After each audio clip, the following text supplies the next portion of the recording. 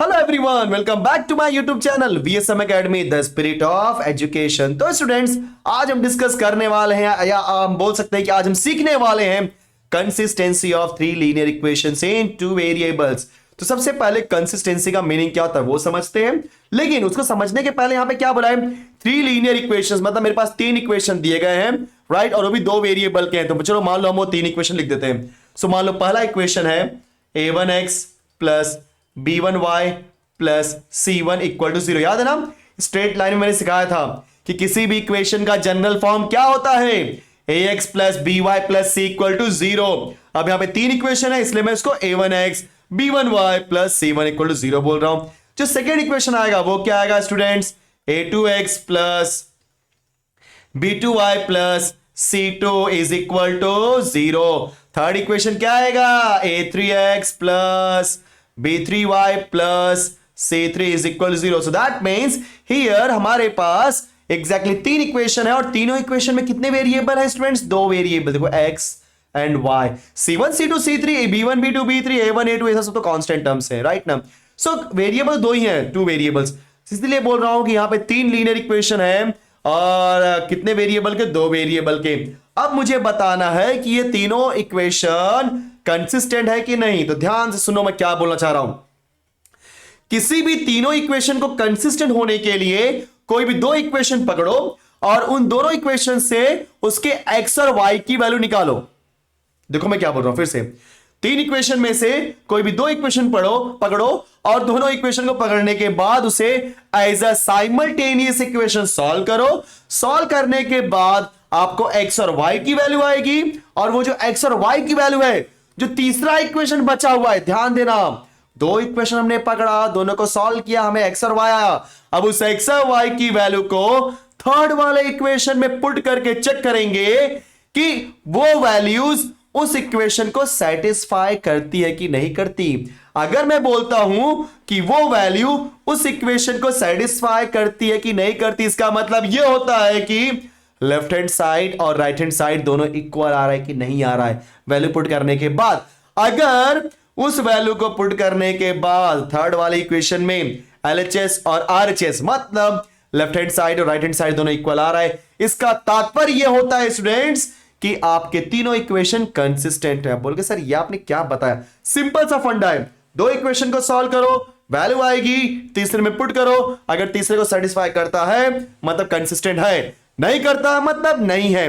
दूसरे वर्ड में बोलूंगा, दूसरे तरीके से बात करूंगा, तो ध्यान देना, तीनों इक्वेशन का अगर कोई एक कॉमन सॉल्यूशन आता है, समझ में आ रहा है, तीनों इक्वेशन का अगर कोई एक कॉमन सॉल्यूशन आता है, इसका मतलब तीनों इक्वेशन कंसिस्टेंट है। अगर तीनों इक्वेशन का कॉमन सॉल्यूशन नहीं आता मतलब इक्वेशंस आर नॉट कंसिस्टेंट। समझ गए सब लोग? यस। सो किसी भी तीन इक्वेशन को या जितने भी इक्वेशन दिए गए उनको कंसिस्टेंट होने के लिए उनका एक कॉमन सॉल्यूशन होना चाहिए, मतलब एक कॉमन वैल्यू जो तीनों में एप्लीकेबल हो जाए, बराबर। अगर तीनों में एप्लीकेबल हो रही है मतलब yes they are consistent, otherwise not. अब यहां पे आप बोलोगे सर तो क्या हमें यहां पे वैल्यू निकालनी पड़ेगी x और y की, और x और y की वैल्यू निकालने के बाद तीसरे वैल्यू में पुट करके चेक करेंगे कि वो कंसिस्टेंट है कि नो, ऐसा कुछ नहीं करना है। सो किसी भी इक्वेशन को कंसिस्टेंट होना है कि नहीं होना है, उसके लिए आप क्या करोगे, एक डिटरमिनेंट सॉल्व करोगे, ठीक है। सो डिटरमिनेंट में x के सारे कोएफिशिएंट, मतलब a1 a2 a3, फिर y के सारे कोएफिशिएंट, मतलब b1 b2 b3, फिर सारे कांस्टेंट टर्म, मतलब c1 c2 c3, या दूसरे वर्ड में बोल सकते हो पहले वाले इक्वेशन का a1 b1 c1 बराबर दूसरे इक्वेशन का a2 b2 c2, तीसरे इक्वेशन का a3 b3 c3 लिख दिया। और उसका क्या निकालोगे, डिटरमिनेंट। और अगर स्टूडेंट्स डिटरमिनेंट क्या आ गया, 0, तो आप क्या बोलोगे, yes the equations are consistent, otherwise नहीं। एक बात और, ये डिटरमिनेंट सॉल्व करने के पहले मेक श्योर दैट कि सब कुछ होना चाहिए लेफ्ट हैंड साइड में, मतलब x का टर्म, फिर y का टर्म, फिर कांस्टेंट टर्म। ध्यान देना, कोई भी चीजें आगे पीछे नहीं होनी चाहिए। ऐसा नहीं कहीं पे x पहले है, कहीं पे y पहले है, कहीं पे कांस्टेंट पहले, नो, सीक्वेंस आपका सेम होना चाहिए गाइस। सबसे पहले पूरा x का टर्म, फिर y का टर्म, फिर constant term, n equal to 0 0 0, उसके बाद x that is a1 b1 c1 a2 b2 c2 a3 b3 c3 का क्या निकालोगे, डिटरमिनेंट आ गया 0, मतलब yes students these equations are the consistent equation. Clear? चलो, तो आई थिंक अब आपको कंसिस्टेंसी का मीनिंग समझ में आ गया होगा. कंसिस्टेंसी का मीनिंग समझ में आ गया. चलो अगले क्वेश्चन पे चलते हैं. और अगला क्वेश्चन है guys, area of triangle and the collinearity of the 3 points. Wow, very nice. अब हमारे पास आप बोलोगे सर एरिया ऑफ ट्राइंगल निकालना है तो फॉर्मूला है ना, half into base into height. ये अगर आपको बेस और हाइट दिया गया है तो half into base into height का फॉर्मूला यूज कर सकते हो.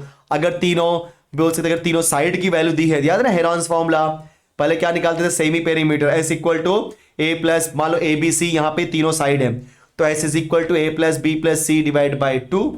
ओके, एंड अगर एरिया निकालना है तो area A is equal to square root of, देखो मैं लिख दे रहा हूं, A is equal to square root of S into S minus A into S minus B into S minus C, जहां पे एस क्या होता है, सेमी पेरीमीटर, तो A plus B plus C divide by 2. तो ये तो आपका हेरॉन्स फॉर्मूला है. और half into base into height, ये तो आपको पता ही है. लेकिन सवाल उठता है, क्या सवाल उठता है कि अगर आपको क्वेश्चन के अंदर, ध्यान देना, अगर आपको क्वेश्चन के अंदर ये साइड दिया ही ना गया हो, मतलब मान लो 3 पॉइंट हैं ए बी सी, ए का कोऑर्डिनेट है x1 कॉमा y1, बी का कोऑर्डिनेट है x2 कॉमा y2 और सी का कोऑर्डिनेट है x3 कॉमा y3. मतलब यहां पे हमें साइड नहीं दिया गया है स्टूडेंट्स, यहां पे हमें क्या दिया है, coordinates. Now question is find the area of triangle. तो ध्यान से सुनो, यहां पे जो भी आएगा आपका एरिया ऑफ ट्राइंगल निकालने के लिए, सो एरिया ऑफ ट्राइंगल का फॉर्मूला हो जाएगा half into determinant. Okay, half into determinant. अब ये क्या होता है, समझने वाली बात है. सो पहले आप लिख दो x1 x2 x3, फिर लिख दो y1 y2 y3, फिर लिख दो 1 1 1. ये फॉर्मूला है, डिराइव किया फॉर्मूला. तो half into x1 x2 x3 y1 y2 y3 1 1 1. या तो आप ऐसे भी लिख सकते हो, दूसरा तरीका 1/2. अगर आपको x1 x2 x3 row wise नहीं लिखना है, कॉलम वाइज लिखना है, तो ऐसे लिखो x1 x2 x3 y1 y2 y3 और लास्ट वन क्या हो जाएगा 1 1 1. तो दोनों में से कोई भी यूज करो स्टूडेंट्स, चाहे आप फर्स्ट वाला यूज करो चाहे आप सेकंड वाला यूज करो, दोनों से आंसर बोलो क्या आएगा, सेम आएगा. राइट. सो कहने का तात्पर्य यहां पे ये होता है कि अगर आपको दिया है coordinates of the vertex of a triangle, so area कैसे निकलेगा, half of x1 x2 x3 y1 y2 y3 1 1 1, या तो x1 x2 x3 y1 y2 y3 1 1 1. Clear? Right. सी हो गया हमारा एरिया ऑफ ट्राइंगल निकालने का तरीका. दूसरा क्या दिया है, कोलिनियरिटी ऑफ द 3 पॉइंट्स, मतलब 3 पॉइंट कोलिनियर कब होते हैं. तो कोलिनियर का मीनिंग क्या होता है, ध्यान से सुनो. ठीक है, सो कोलिनियरिटी ओके ऑफ 3 पॉइंट्स, समझने वाली बात है यहां पे कैसे कोलिनियर होंगे. 3 पॉइंट दिया है एबीसी, क्या निकालेंगे हम लोग, एबीसी. अब ध्यान से सुना स्टूडेंट्स, जब कभी भी आपको 3 पॉइंट दिए गए हैं, कोलिनियर का मतलब होता है कि वो तीनों पॉइंट क्या होना चाहिए, एक ही लाइन पे आ जाए. मतलब मान लो पॉइंट ए बी और सी है, अगर वो तीनों पॉइंट एक लाइन पे आ गए तो हम बोलते हैं कोलिनियर पॉइंट्स. मतलब को मतलब होता है सेम. देखो कोलिनियर का मतलब क्या होता है, मैथमेटिक्स में कहीं पर भी को वर्ड आ गया, सीओ मतलब को, समझ जाना उसका मतलब होता है सेम. तो कोलिनियर मतलब same line.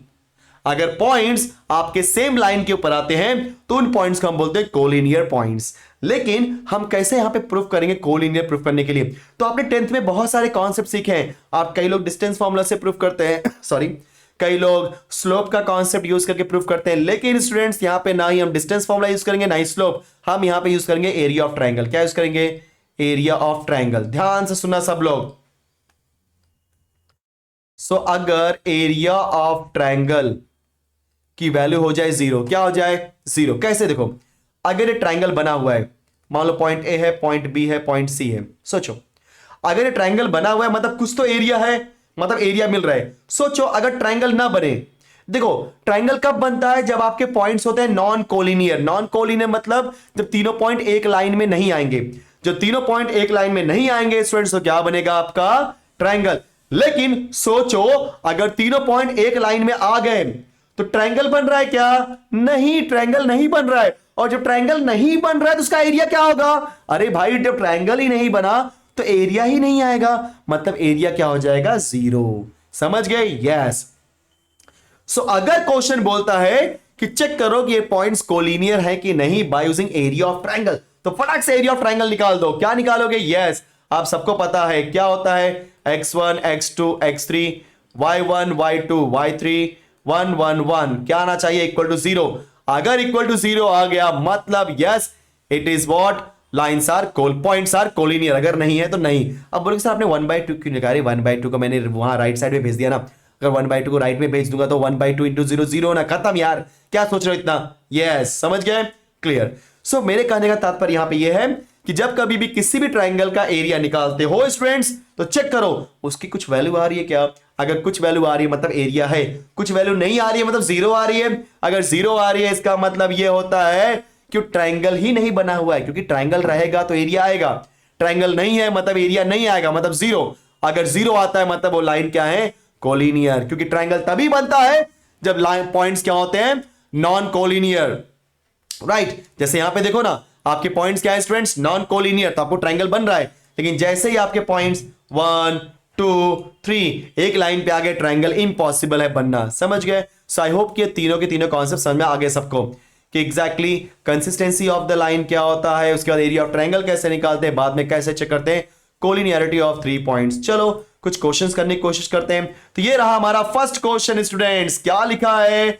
Show that the following equations are consistent. So consistent करने के लिए जो हमें इक्वेशंस दिया गया है, बोलो क्या दिया है? 2x plus 3y plus 4 equal to 0। पहले आप इक्वेशन अच्छे से लिखो, उसके बाद x plus 2y plus 3 equal to 0, उसके बाद 3x plus 4y plus 5 equal to 0। याद है ना, कंसिस्टेंट करने के लिए उसने साफ साफ बोला था कि, मतलब मैंने साफ साफ बोला था कि पहले x फिर y फिर कांस्टेंट, एकदम परफेक्टली करेक्ट तरीके से दिया है। शो करना है तो मुझे निकालना पड़ेगा डिटर्मिनेंट, और ध्यान रहा इक्वल टू 0 अभी मत लिखना, समझो मैं क्या बोल रहा हूं? इक्वल टू 0 अभी नहीं लिखना है, हमें इक्वल टू 0 लाना है। अगर इक्वल टू 0 आया तब वो कंसिस्टेंट होगा, अगर इक्वल टू 0 नहीं आया मतलब कंसिस्ट नहीं होगा। इसलिए पहले हम निकालते हैं डिटर्मिनेंट। ओके स्टूडेंट्स, तो डिटर्मिनेंट क्या हो जाएगा? सारे नंबर ले लो, पहले वाले इक्वेशन से क्या आएगा? 2 3 4, तो हमने लिख दिया यहां पे 2 3 4। फिर दूसरे वाले इक्वेशन से आएगा कुछ नहीं तो 1 फिर 2 एंड 3, सो 1 2 3 1 2 3। तीसरे वाले से आएगा 3 4 5। ओके, सो यहां पे हो जाएगा 3 4 5। अब इक्वल टू 0 प्लीज गलती से मत लिखना, क्योंकि यहां पे कंसिस्टेंट प्रूफ की करना है, दिया नहीं गया है। हाँ, अगर ऐसा बोला होता कि हाँ इक्वेशंस आर कंसिस्टेंट तब आप इक्वल टू 0 लिखते हैं, बट यहां पे प्रूफ करना है तो इक्वल टू 0 हमें है कि नहीं हो तो निकालना पड़ेगा ना। यस, सो पहले क्या लिखेंगे? डिटर्मिनेंट। बोलो क्या आएगा? 2 फिर -3। ये तो आपका बचपन का खेल हो गया, कितना आसान तरीके से करते हो। तो 2 के लिए रो गया, सॉरी क्या कर दिया मैंने फ्रेंड्स, 2 के लिए आपका रो गया और कॉलम गया, तो क्या मिलेगा? 2 3 4 5, right.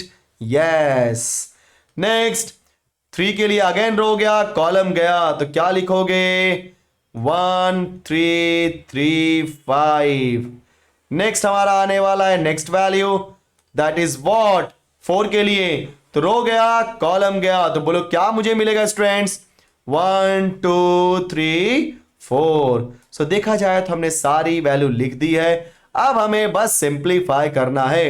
So that is equal to what? 2 लिख दिया हमने, ब्रैकेट 2 5 10 माइनस 4 3 12, -3 कॉपी किया, 1 5 5 -3 3 9, प्लस 4 कॉपी किया, 1 4 4 -3 2 6, 2 कॉपी कर रहे हैं हम लोग, राइट।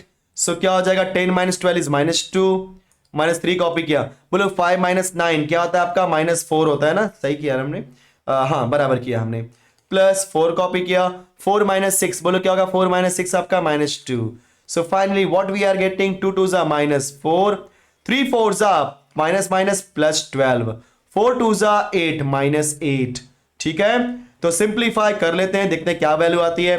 -4 - 8 इज -12 +12, तो आंसर क्या मिल गया? 0। क्या बात है। सो आपका डिटरमिनेंट क्या आ गया? 0। अगर डिटरमिनेंट आ गया 0 मतलब इक्वेशंस आर कंसिस्टेंट, देयरफॉर लिख दो इक्वेशंस आर कंसिस्टेंट। क्लियर? तो आई थिंक आपको अब ये समझ में आ गया होगा कि किस तरीके से कंसिस्टेंसी चेक करते हैं। सो स्टूडेंट्स, इतना होने के बाद चलो मूव करते हैं अगले क्वेश्चन की तरफ, देखते हैं एग्जैक्टली अगला क्वेश्चन क्या दिया है। सो अगला क्वेश्चन ये दिया है फोर्थ का, फर्स्ट क्वेश्चन लिखा है यहां पे साफ साफ कि फाइंड द वैल्यू ऑफ के if the following equations are consistent. तो पहले हमने क्या प्रूफ किया कि कंसिस्टेंट है कि नहीं, अब यहां पे ऑलरेडी कंसिस्टेंट दिया गया है। अगर ऑलरेडी कंसिस्टेंट दिया गया है मतलब वो डिटर्मिनेंट इक्वल टू 0 है। पिछले वाले क्वेश्चन में हमने इक्वल टू 0 नहीं लिखा, क्यों? क्योंकि वहां पे प्रूफ करना था। अब यहां पे ऑलरेडी बोल दिया मतलब इक्वल टू 0 है, तो इक्वल टू 0 है तो इस पूरे कॉन्सेप्ट का यूज करके के की वैल्यू निकालनी है। तो पहले हम लोग फटाफट इक्वेशन लिख देते हैं। सो इक्वेशन क्या दिया यहां पे, गिवन इक्वेशंस आर, ठीक है। So given equations are, first equation क्या दिया आपको, x plus 3y plus 2 equal to 0, 2x plus 4y minus k equal to 0, x minus 2y minus 3k is equal to 0. So these are the equation and make sure that कि equation का form सही होना चाहिए, मतलब पहले x फिर y फिर constant. तो क्या यहां पे कांस्टेंट का रोल प्ले कर रहा है, तो आप लिखोगे since given equations are consistent, है कि नहीं? आपको जो भी इक्वेशंस दिए गए इस कंसिस्टेंट है। अगर कंसिस्टेंट है इसका मतलब यह होता है कि उनका जो डिटर्मिनेंट आएगा that is equal to 0। Please ध्यान देना, कंसिस्टेंट दे दिया है मतलब डिटर्मिनेंट इक्वल टू 0।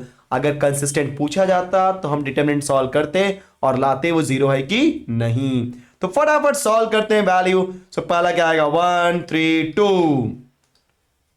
सो 1 3 2। बोलो दूसरी वैल्यू क्या आएगी, 2 4 माइनस के।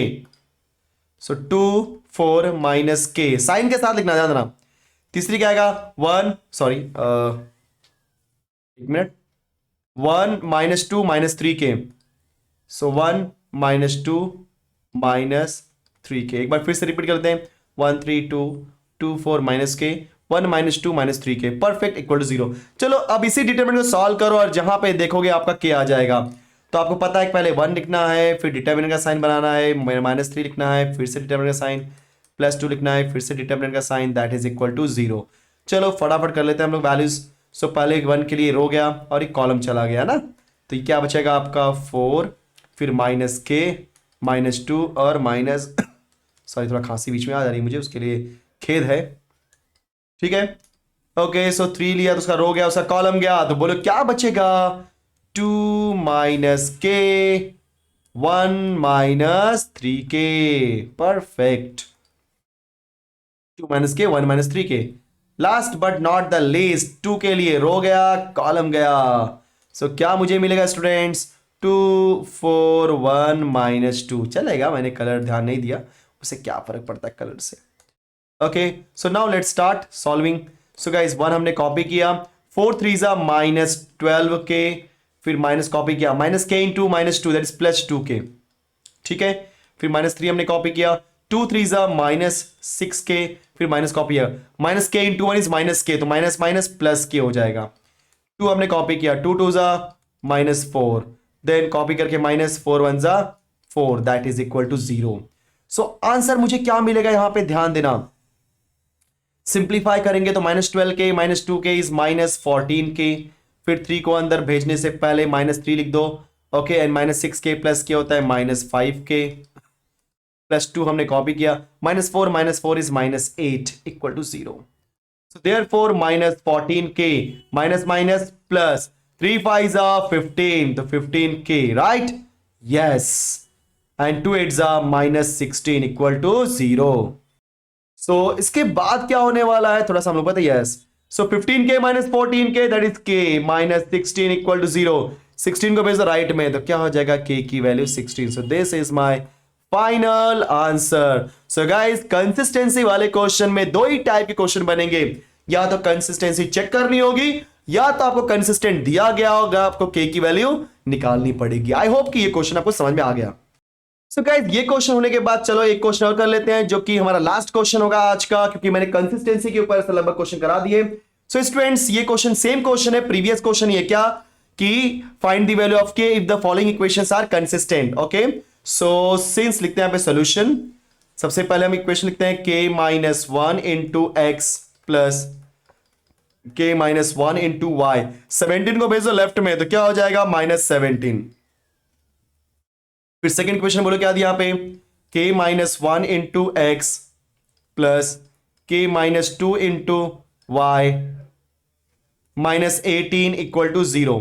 फिर x plus y minus 5 equal to 0। ठीक है, अब लिखेंगे सिंस गिवन इक्वेशंस आर, थोड़ा सा लेंदी हो सकता है, are consistent, so therefore determinant is equal to 0। तो पहली वैल्यू क्या हो जाएगी, k minus 1 k minus 1 minus 17, थोड़े लेंदी नंबर्स आगे जहां तक मुझे लगता है, k minus 1 k minus 1 minus 17। दूसरे के लिए बोलो क्या हो जाएगा, k minus 1 k minus 2 minus 18, so k minus 1 k minus 2 and minus 18। Okay, तीसरे के लिए 1 1 माइनस 5, क्योंकि जहां पे कोई नंबर वहां पे 1, सो 1 1 माइनस 5। बस हमें डिटर्मिनेंट सॉल्व करना है और काम खत्म, हमारा k आ जाएगा। सो क्या हो जाएगा, देयरफॉर पहले हम लेंगे k माइनस 1, फिर डिटर्मिनेंट, फिर माइनस ऑफ k माइनस 1, उसके बाद फिर से डिटर्मिनेंट, फिर माइनस 17, प्लस माइनस माइनस ने इसलिए डायरेक्टली कर दिया, इज इक्वल टू 0। तो चलो पहला k माइनस 1 लिया स्टूडेंट्स हमने, सो क्या मिलेगा, इसका रो गया, इसका कॉलम गया, तो क्या दिखाई दे रहा है, k minus 2 minus 18 1 and minus 5। थोड़ा कैलकुलेशन लेंदी होने जा रहा है, कोई बात नहीं, घबराने की थोड़ी बात, आप तो स्मार्ट हो चुके हो, मुझे पता ही आप लोगों के बारे में। सो दूसरा k माइनस 1 लिया, तो ये और ये रो कॉलम गया, तो क्या आएगा आपका k minus 1 minus 18 1 and minus 5। फिर तीसरा रो कॉलम जाएगा, सो बोलो क्या आ गया, रो गया कॉलम गया, सो क्या मिलेगा आपको, k माइनस 1 k माइनस 2 1 1। देखा, सो खामखा आप घबरा रहे थे, कितना आसान क्वेश्चन है, देखो देखने से ही मालूम पड़ जाता है। चलो सॉल्व करना स्टार्ट करते हैं हम। सो k माइनस 1 हमने कॉपी किया, ब्रैकेट दे दिया, k माइनस 2 को मल्टीप्लाई करेंगे माइनस 5 में, तो बोलो क्या हो जाएगा, माइनस 5k प्लस 5 2 जा 10 बराबर, और बीच में माइनस हो जाएगा, माइनस 18 इंटू 1 इज माइनस 18, तो माइनस माइनस प्लस 18, कहीं कहीं पे चीजें आपको डायरेक्ट करनी पड़ेगी, माइनस k माइनस 1 आप कॉपी कर दिया हमने, k माइनस 1 का मल्टीप्लाई करेंगे माइनस 5 में, तो minus 5k, then minus 1 into minus 5 that is plus 5, then again minus minus plus 18 बराबर, यस, फिर माइनस 17 हमने कॉपी कर दिया। So students k minus 1 into k minus 1, उसके बाद माइनस k माइनस 2, तो माइनस होने की वजह से मैं ब्रैकेट लगा दे रहा हूं, इक्वल टू 0। ठीक है, वाओ, एक बार फिर से वेरीफाई कर लेते हैं, कुछ गलत हुआ तो टेंशन आ जाएगा। Minus 5k plus 10 minus 18 plus 18 minus of k minus 1, then minus 5k plus 5 plus 18 k minus 1 minus, perfect. So k minus 1 as it is. So what we will get? Minus 5k. 18 plus 10 is 28. Then minus k of minus 1. K minus 1 copy किया हमने. Minus 5k copy कर दिया बच्चों. 18 plus 5 is 23. बराबर ना, हाँ सही एकदम. Minus 17 कॉपी किया. k minus 1 minus k plus 2 equal to 0. अब हमको करना है मल्टीप्लाई। सो सबसे पहले इन दोनों को मल्टीप्लाई करेंगे, तो क्या आएगा, k का मल्टीप्लाई माइनस 5k में, सो क्या हो जाएगा, minus 5 times of k square बराबर, यस, देन k का मल्टीप्लाई 28 में, तो 28k, फिर माइनस 1 का मल्टीप्लाई माइनस 5k में, तो प्लस 5k, एंड माइनस 1 का मल्टीप्लाई 28 में, तो माइनस 28, फिर minus of k minus 1 copy का, सॉरी एक काम करता हूँ, इसको मैं थोड़ा सा ब्रैकेट यूज करता हूँ, नहीं तो दिक्कत हो जाएगी, क्योंकि ब्रैकेट दे दिया तो हमारा फर्स्ट मल्टीप्लाई हो गया माइनस, देन सेकेंड मल्टीप्लाई करने जा रहा हूँ मैं यहाँ पे, देखो सब लोग, सो सेकेंड मतलब यस ये वाला पार्ट। सो क्या आएगा, k का मल्टीप्लाई माइनस 5 में, तो क्या आएगा आपका minus 5 times of k square, k का मल्टीप्लाई 23 में, तो प्लस 23k, माइनस 1 का मल्टीप्लाई माइनस 5k में, तो minus minus plus 5k, and minus 1 का मल्टीप्लाई 23 में, तो माइनस 23, ओके, यस। माइनस 17 हमने कॉपी किया स्टूडेंट्स, देखो कुछ कैंसिल हो गया, यस, प्लस के माइनस के cancel, 2 minus 1 is minus 1, sorry 2 minus 1 is plus 1, तो लिख दिया प्लस 1 इक्वल टू 0। क्या बात है, मजा आ रहा है। चलो ब्रैकेट ओपन करते हैं, थोड़ा सा लेंदी है sorry, minus 5 times of k square plus 28 plus 5 करेंगे कितना आएगा, 8 5 13 33, माइनस 28 माइनस, कॉपी करते हैं एक बार फिर से क्योंकि अंदर सिंप्लीफाई करना जरूरी है। So minus 5k square 23 plus k that is what 28। So 28k minus 23 minus 17 equal to 0. So therefore minus 5 times of k square plus 33k minus 28 minus को अंदर भेजो, क्या हो जाएगा minus minus plus 5k square minus 28k plus 23 minus 17, copy कर दिया। I hope कि मैंने सही मल्टीप्लाई किया है माइनस का, क्योंकि मैंने इस वाले माइनस का मल्टीप्लाई सबके साथ में कर दिया बराबर। Yes, so minus minus plus 5k square minus plus minus minus minus plus. So अभी कुछ कैंसिल हो सकता है क्या? जी हां, minus 5k square plus 5k square cancel, plus 33 minus 28 करेंगे तो क्या आएगा 33 माइनस 28, 8 5 13 होता है ना, तो मतलब क्या बचेगा आपका 5k। ठीक है, देन माइनस 28 प्लस 23 किया तो माइनस 5 बचेगा और माइनस 17 यहां पे ऑलरेडी है। Perfect. So therefore 5k minus 22 equal to 0. So students क्या मिलने वाला है मुझे? Therefore 5k is equal to 22. Now the value of k is 22 divided by 5. Actually आपको प्रॉपर्टीज नहीं पता, अदरवाइज इस इक्वेशन को मैं थोड़ा प्रॉपर्टी से सॉल्व करता और ये आसान होता, बट प्रॉपर्टीज आपको सिखाया नहीं गया है क्योंकि सेकंड एक्सरसाइज था। बट विदाउट प्रॉपर्टी भी आप नॉर्मल कैलकुलेशन अगर आप अच्छे से करोगे तो ऑटोमेटिकली आपको आ जाएगा। सो आई होप कि आपको अभी कंसिस्टेंसी से रिलेटेड सारा का सारा प्रॉब्लम सॉल्व हो गया होगा। तो कंसिस्टेंसी में दो ही के क्वेश्चन, जैसे बताया दो ही टाइप के क्वेश्चन बनेंगे, या तो कंसिस्टेंसी चेक करने बोलेगा या तो दिया गया है तो के की वैल्यू निकालो। बस यही दो क्वेश्चन, मतलब यही दो टाइप के क्वेश्चन बनते ही हैं और कोई तीसरा टाइप का क्वेश्चन बनने वाला नहीं है। तो स्टूडेंट्स आज हम यही करते हैं, नेक्स्ट लेक्चर में थोड़ा हम लोग एरिया ऑफ ट्रायंगल्स के ऊपर पढ़ने वाले, सीखने वाले। तो फटाफट ये वीडियो को अच्छे से सीख लो, राइट? और वीडियो पसंद आ रहा तो वीडियो को लाइक करो, अपने दोस्तों में शेयर करो, एंड स्टूडेंट्स प्लीज सब्सक्राइब करो। जितना ज्यादा सब्सक्राइब करोगे उतना ज्यादा आपका सपोर्ट और आपका प्यार मुझे मिलेगा। So thank you so much for supporting me, for loving me. Thank you so much, bye bye.